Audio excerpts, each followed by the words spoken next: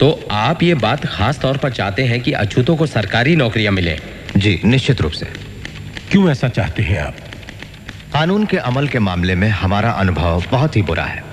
अधिकतर मामलों में कानून का उपयोग पिछड़ी जाति के लोगों के विरुद्ध हुआ है। मैं मानता हूं कि आप अछूतों की बेहतरी के लिए हमेशा कोशिश में रहे हैं, लेकिन क्या सवर्ण आपकी इस काम में मदद करते हैं? ऊंची जाति के सभी हिंदू नीची जाति के लोगों को गंदा काम करने पर मजबूर करते हैं।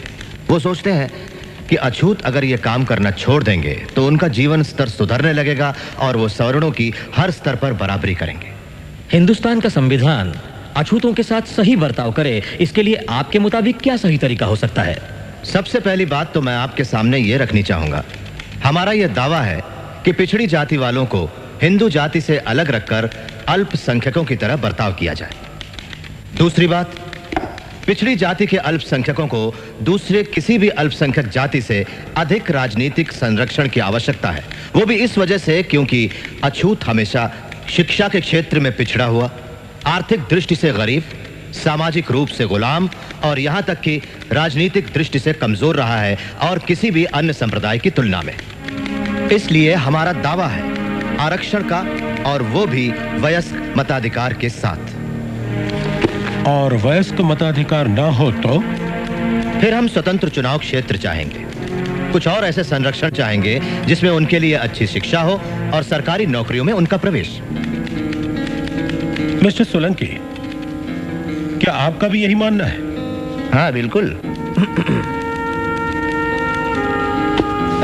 आपने अपनी जो ये योजना अभी हमारे सामने रखी, अगर उसे हिंदुस्तान के संविधान में शामिल कर लिया जाए तो क्या उससे हमेशा के लिए वर्ग संघर्ष शुरू नहीं हो जाएगा?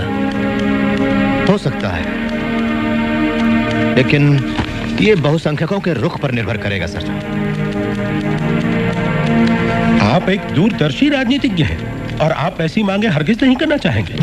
मेरा दृढ़ विश्वास है और मेरी ये इच्छा है कि कभी सारा हिंदुस्तान एक होगा, और यकीन है कि वो समय आएगा जब इन सब बातों की कोई आवश्यकता नहीं होगी। लेकिन वो निर्भर करेगा कि अल्पसंख्यकों के प्रति बहुसंख्यकों का रुख कैसा है। अछूतों के कुल कितने लोग हैं जो वकालत के पेशे में हो? मैं अकेला ही। और कोई सवाल gentleman? Thank you doctor Ambedkar. Mister Solanki. Thank you major Attlee.